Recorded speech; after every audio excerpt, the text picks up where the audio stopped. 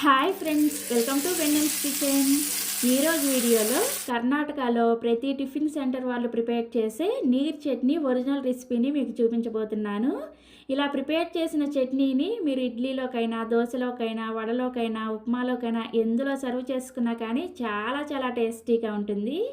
ఈ చట్నీని మీరు ఒక్కసారి రుచి చూసారా, ఖచ్చితంగా మళ్ళీ మళ్ళీ ప్రిపేర్ చేసుకోవాలనిపిస్తుంది. సో ఇక ఏమాత్రం ఆలస్యం చేయకుండా ప్రతి టిఫిన్ సెంటర్స్లో ప్రిపేర్ చేసే ఈ నీర్ చట్నీ సీక్రెట్ రెసిపీని ఈ వీడియోలోకి వెళ్ళి చూసేయండి.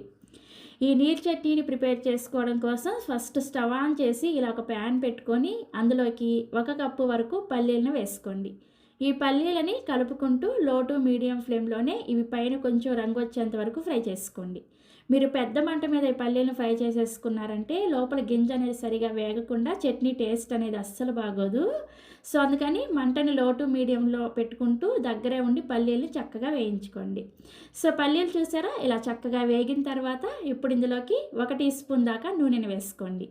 నెక్స్ట్ ఇందులోకి మీరు తినే కారానికి తగ్గట్టుగా ఒక 7 నుంచి 8 వరకు పచ్చిమిర్చిని ఇలా ముక్కలుగా కట్ చేసుకొని వేసుకొని ఈ పచ్చిమిర్చిని కూడా లో ఫ్లేమ్లోనే కలుపుకుంటూ పచ్చిమిర్చి పైన చూసారా ఇలా తెల్లగా వచ్చేంత వరకు ఫ్రై చేసుకోవాలి. జస్ట్ 1 నిమిషంలోనే ఇవి చక్కగా వేగిపోతాయి అన్నమాట. పచ్చిమిర్చి పైన ఈ విధంగా తెల్లగా వచ్చిన తర్వాత ఇప్పుడు ఇందులోకి మీరు ఇందాక ఏ కప్పుతో అయితే పల్లీలు వేసుకొని వేయించుకున్నారో అదే కప్పుతోటి 1 కప్పు పల్లీలకి 1/2 కప్పు వరకు పచ్చి కొబ్బరి ముక్కల్ని వేసుకోండి. ఈ పచ్చి కొబ్బరిని కూడా జస్ట్ 1 నిమిషం పాటు ఫ్రై చేసుకోండి. మరీ ఎక్కువగా ఫ్రై చేసుకోవాల్సిన అవసరం లేదు. సో 1 నిమిషం పాటు ఫ్రై చేసుకున్న తర్వాత ఇప్పుడు ఇందులోకి పైన పొట్టు తీసిన 1 ఇంచు వరకు అల్లం ముక్కని వేసుకోండి. నెక్స్ట్ ఇందులోకి తొక్కతో సహా 4 వెల్లుల్లి రెబ్బలు, 1 రెమ్మ కరివేపాకు, 1 కప్పు వరకు పుట్నాల పప్పుని వేసుకోండి. వీటిని చట్నీ పప్పు, వేయించిన శనగపప్పు అని కూడా అంటారు. మీరు ఏ కప్పుతో అయితే పల్లీలు వేసుకున్నారో సేమ్ కప్పుతోటి అన్నింటిని కూడా మెజర్ చేసుకోండి. నెక్స్ట్ ఇందులోనే ఒక చిన్న గోళీ సైజ్ అంతా చింతపండుని వేసుకోండి. చింతపండు మరీ ఎక్కువగా వేసుకోవద్దు. తర్వాత ఒక 1/2 టీ స్పూన్ దాకా జీలకర్ర కూడా వేసుకొని వీటన్నిటిని కూడా జస్ట్ 1 నిమిషం పాటు ఫ్రై చేసుకోండి. మీరు పుట్నాల పప్పు వేసిన తర్వాత వీటిని ఎక్కువసేపు ఫ్రై చేసేసారంటే ఈ పుట్నాల పప్పు అనేది తొందరగా మాడిపోతాయి అన్నమాట. అప్పుడు టేస్ట్ అనేది అస్సలు బాగోదు. అందుకని జస్ట్ 1 నిమిషం పాటు, అంటే మనకి పుట్నాల పప్పు అనేది కొద్దిగా వేడిగా అయ్యేంత వరకు ఫ్రై చేసుకుంటే సరిపోతుంది. సో ఇలా 1 నిమిషం పాటు ఫ్రై చేసుకొని స్టవ్ ఆఫ్ చేసేసి ఈ మిశ్రమం అంతా కూడా పూర్తిగా చల్లారనివ్వాలి. సో మనకి ఈ మిశ్రమం అంతా కూడా పూర్తిగా చల్లారిన తర్వాత మిక్సీ జార్లోకి వేసుకొని ఇందులోకి మీ రుచికి సరిపడా ఉప్పుని, అలాగే ఒక మీడియం సైజ్ ఉల్లిపాయని పైన పొట్టు తీసేసి పచ్చి ఉల్లిపాయనే ఇలా కొంచెం పెద్ద ముక్కలుగా కట్ చేసుకొని వేసుకోండి. ఇలా ఉల్లిపాయ వేసుకొని ఈ చట్నీని ప్రిపేర్ చేసుకుంటే టేస్ట్ ఉంటుందండి, మాటల్లో చెప్పలేను. అస్సలు ఈ ఉల్లిపాయ అనేది స్కిప్ చేయకుండా వేసుకుని తప్పకుండా ట్రై చేయండి.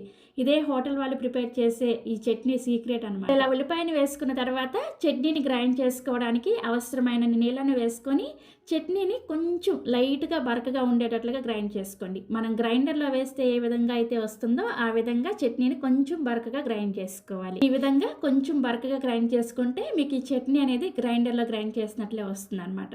ఇలా గ్రైండ్ చేసిన తర్వాత చివరిలో ఇందులోకి మీరు ఏ కప్పుతో అయితే పుట్నాలు వేసుకున్నారో అదే కప్పుతోటి 1 కప్పు వరకు కట్ చేసిన కొత్తిమీరని కాడలతో సహా వేసుకోండి. ఇలా చట్నీని గ్రైండ్ చేసిన తర్వాత కొత్తిమీర వేసుకుంటే మనకి కొత్తిమీర అనేది ఎక్కువగా గ్రైండ్ అయిపోకుండా అక్కడక్కడ చిన్న చిన్న పలుకుల్లాగా కనిపిస్తూ ఉండాలన్నమాట.